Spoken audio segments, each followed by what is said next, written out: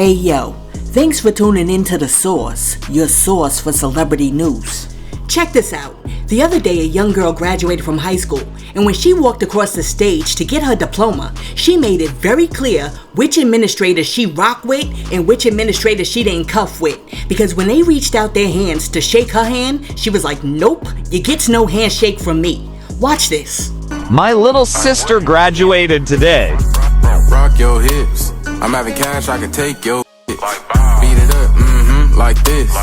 Now, after she snubbed certain administrators, a whole lot of people in the comment section had something to say, and most people agreed with her, because one person was like, you know how much courage it takes to look someone in their face and not acknowledge them? I'm here for this, sis. They did something to her and she wasn't here for the BS. Congratulations, young lady. And then somebody else was like, she don't have to shake them people's hand. She fulfilled her duties. Goodbye. And then after that, somebody was like, laughing my A off. Seeing the seventh white lady slide her hand back took me out.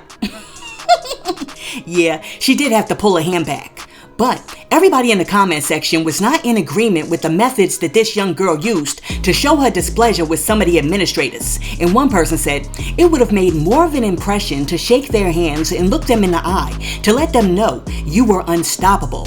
Now they're saying, told you so.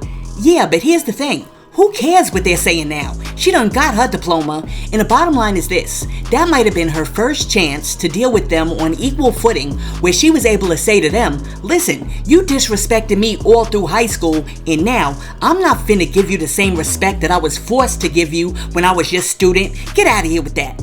Listen, let me know what you guys think. Do you think that it was okay and appropriate for this young girl to egg some of her administrators when she walked across that stage to pick up her high school diploma? Let me know what you guys think in the comments. And while you're down there leaving a comment, be sure to like and subscribe to the channel. Now, peep this.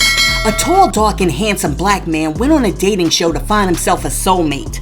I mean, he was clean cut, good looking, had the status and stature that you look for. He was a dentist. I mean, he had it going on when it comes to the resume. But after going on a few dates, every black woman on the panel rejected this dude because they said that he was way too arrogant. Check this out. This man gets rejected because he's arrogant. He's back. Ooh. All right. If we can have your name. That was so fast. What's your name, sir? Hi, my name is Dr. Elam. So we did get a couple of pop balloons here. Let's go over to some of these ladies and see what's going on. Please, let's. Your name and age.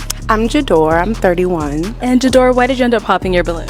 Dr. Elam, it's such a tragedy because you are so handsome. I feel like you are extremely arrogant, and I feel like you're probably gonna have a hard time because you seem like the type, like a know-it-all type of guy. And sometimes you have to be careful with that because even when you know it all, you don't know everything. But just having a humble attitude, you know what I mean? You would probably go a lot further. And I say that with all the respect in the world. Thank you. You're welcome. Who's your dentist? Who is my dentist? Not you, sweetheart. And I'm just gonna leave it right there. Oh, I know. Yeah. I'm not your dentist. Yeah. If we can have your name and age and why you ended up popping. Hi, I'm Nova. I'm 30. Yeah, it was just the arrogance for me. I love a man that's very confident. I'm gonna toot your horn every chance I get, but I think you toot your own horn, so I don't think I will be able to accommodate that every day. I like my space, I like quiet, I feel like every day would be something not negative, but just the energy would just be very high for me. It sounds like self-love is something that's challenging for you. Self-love? Oh no, baby, I'm sorry. Because if you loved yourself, then you wouldn't have any problem loving me. Oh, I love myself a lot, and I want to be able to love someone as much as I love myself, but I feel like you love yourself so much that there wouldn't be any room for me to love you. That sounded good, but it also didn't make very much sense. That's because fine. Love isn't a container. Love is something that you are. So I love myself. I've worked on myself, and I understand the tools that it takes to practice self-love. Okay. And so Now, after this clip started circulating on the internet, a whole bunch of women jumped in to offer their opinions on this dude. And one person said, his response literally proved her point. And somebody else was like, laughing my A off. She read him right. After that, another woman said, he don't like women. And somebody else was like, he was insufferable and came with zest. Okay, see, this is what I don't like about this dude. They're giving him some constructive feedback based on their dates, and they're actually being very respectful about it. But he's over there taking digs. I mean, why did he have to say that about her teeth? That was a low blow that was absolutely unnecessary. And it goes to show you that his ego might be a little too out of control. Because it's one thing for one person to say something about you, but when everybody that you went on a date with says the same thing, you might want to take a look in the mirror. Listen, let me know what you guys think. Do you think that all of these black women were wrong to reject this tall, dark, and handsome professional dentist, and that's why a whole bunch of black women out here are single? Or do you think they were absolutely right to reject this dude because he's too full of himself and he's way too arrogant? Also, let me know something else. Do you guys believe that there's such a thing as loving yourself too much? I mean, if you love yourself too much, do you actually have room to love anybody else? Let me know what you guys think about that in the comments too. See, personally, I think that you should love yourself infinitely. I mean, you should just think that you were like the best thing since sliced bread. However, there's a big difference between loving yourself and being narcissistic and conceited. Nobody wants a conceited narcissist. Anyhow, a lot of people were wondering what was going on behind the scenes when Drake and Kendrick Lamar were beefing. And now, Rapper Problem has given us a little insight into Kendrick Lamar's response to Drake's Family Matters. I'm listening to fucking Meet the Grams and I'm just like, I ain't gonna hold you. I'm gonna give you some real insight as you hearing this first. They drop Family Matters and I text him, I'm like, this ain't it. He's like, at all. I'm like, this ain't gonna get it. I was like, man, it's time to step on his head. He was like, say less. I'm thinking we just text. It ain't nothing deep like that. It's, right. I go to the bathroom. I come back. The song is uploaded. I said, wait. I text him like, he's like, man, I've been waiting for this nigga to drop something. So he didn't even know what he was going against. Man, Drake shot a video and all this shit, man. That boy was sitting at the crib. Caravan. Boom. You listen. Suck the life out of the whole moment for Drake. Sometimes you just gotta know what to do and what not to do. Some people, we all know over here, I'll say this. I've been in the studio with them all. Like with all of the greatest people that everybody thinks is the most talented, right? I've never seen nothing like that ever. The boy will go over there, turn on a beat and be 20 minutes later, you think he's gonna lay 8 bars. He lays the whole song with the stacks, with all of them voices like, whoa. Okay, and this is 2010. Right. It's crazy. Yeah. It's crazy. Different, man. He's the GOAT. Let me tell you something. It was very obvious that Drake didn't really know who he was going up against when he went up against Kendrick.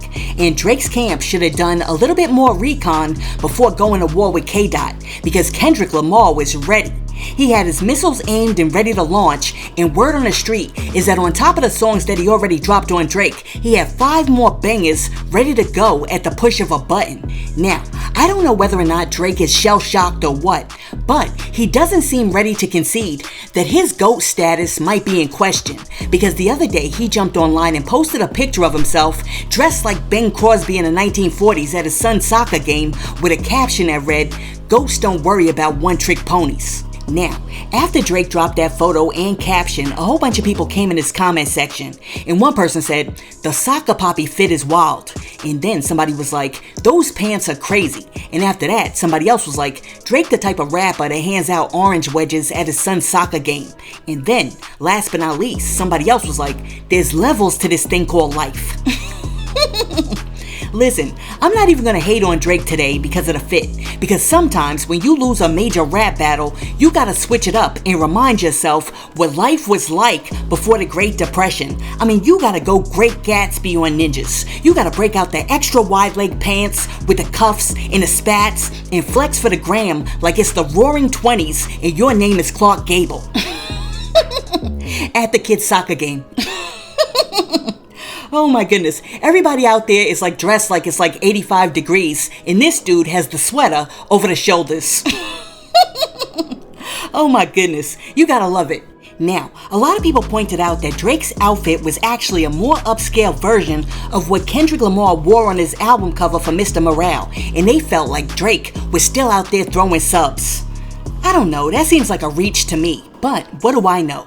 Let me know what you think. Do you think that Drake was throwing subs at Kendrick Lamar with that outfit? Now, somebody who's not throwing subs, but instead they're just coming out and saying exactly how they feel, is Rob Schneider from Saturday Night Live. Because the other day, he did an interview and he started talking about Will Smith. And during the interview, he said that Will Smith is not only a liar, but he's also a fraud. Will Smith is a twat. Oh, I liked him. Will Smith has been hiding the fact of who he really is, and it was exposed that night. He's really an asshole. But I wasn't allowed to say anything at that time because we were part of the committee that was supposed to punish him. And how do you punish him? Wow, wait. Just back up a second. Hang on. I want to know Will what the punishment Smith is like, for me, when I met him, right? I always say. Like the nicest, most wonderful. He's a liar. Complete, utter fraud. Will is a douchebag, and that's something that you can't. The thing is, that's how politically correct the Academy is. Right. That they were so cowardly. Because if I would have done that, they would have been hauled out to prison. But because they were so worried about being, racist. Violence is what it is, and what the color of your skin or your religion doesn't matter. Sure. If you commit a crime in front of other people, you get hauled out of there. Yeah, but didn't you also sort of think, he's standing up for his missus? You didn't like that? It doesn't matter. You can't hit another dude. Alright, so after Rob Schneider shared his very negative opinion about Will Smith, people came to Will Smith's defense in the comment section, and one person was like, I'm here to tell you right now, we don't care. And then somebody else was like, we not going against Will. And then somebody else was like, Big Willie box office numbers got these clear people upset. And then after that, somebody else was like, Rob hush, and wait on Adam Sandler to call you for a job. Listen, Rob Schneider's a comedian who's close with Chris Rock, so I'm sure he's in his feelings because Will Smith slapped his friend.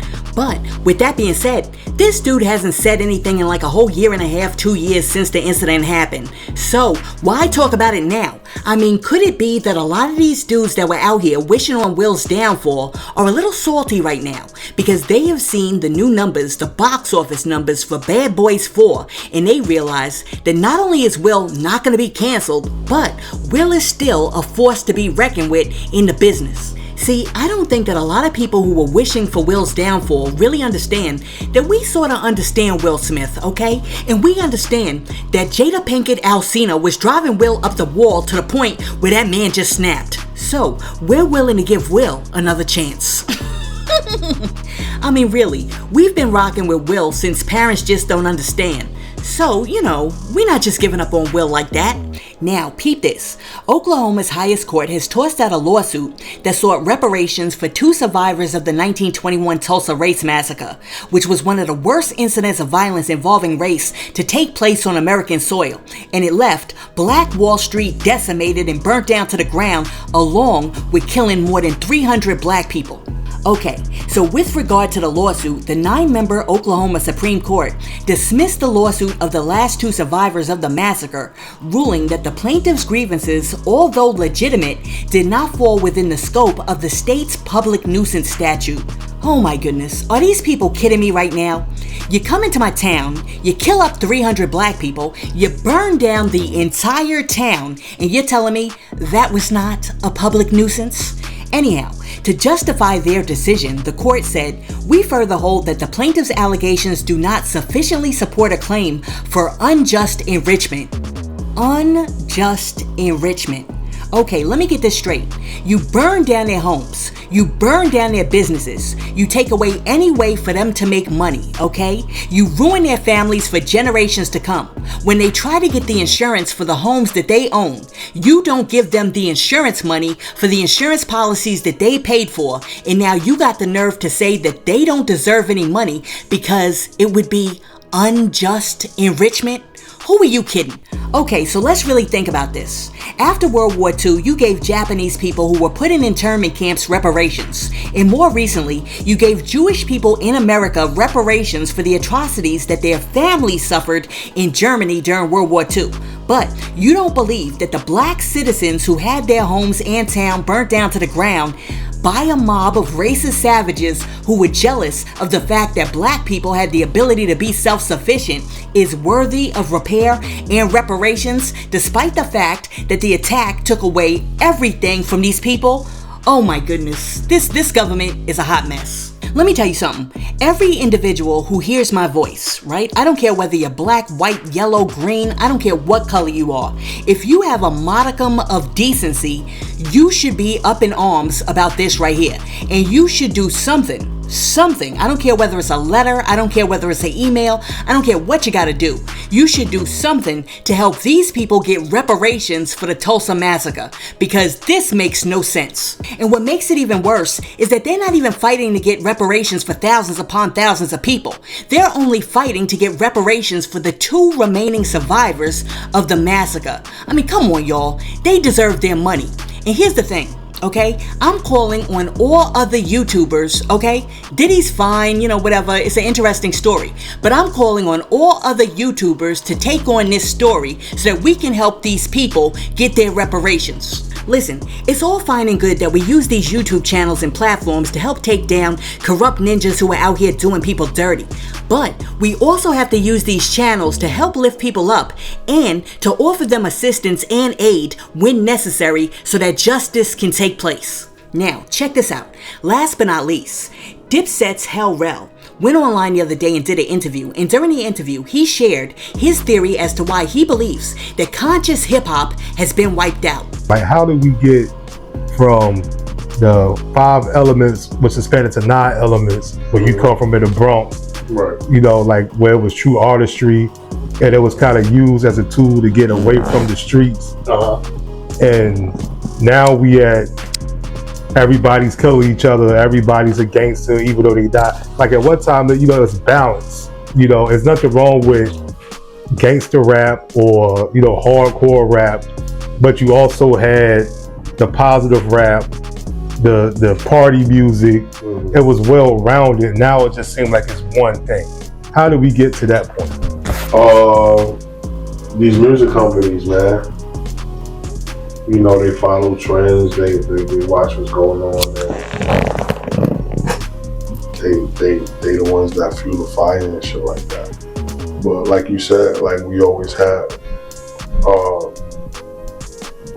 different elements. You had the parties, the Ken plays, and Will Smith sometimes, and Paul Righteous teaches with the positive shit. Like that element kind of like, I think they kind of like targeted that element because it was raising the frequency in the community.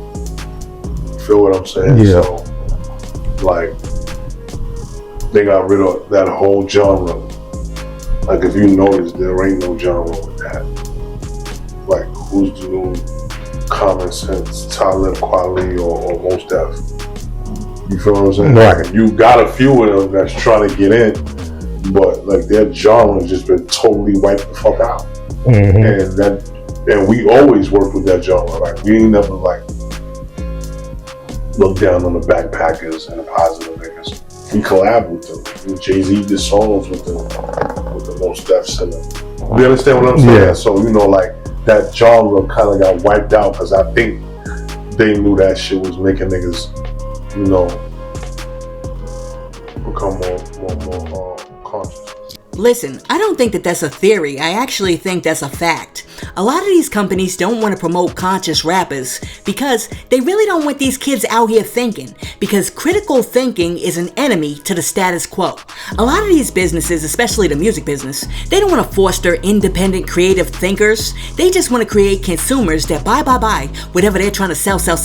And because history has shown that hip-hop is one of the major tools that can be used to spread knowledge, wisdom, and understanding, they don't want no conscious rappers out there because that would defeat their purpose. You know something? I would really like to hear what y'all think about this. Do you guys believe that Hell Rell is right and accurate when he says that he has a theory that there was a conscious effort by the music industry to get rid of or wipe out all conscious rappers? Do you think that there was a concerted effort, a real effort, to say, we don't want any more Commons, we don't want any more Mos Defs, we don't want any more Talib Kweli's, and we definitely don't want any more of them Roots?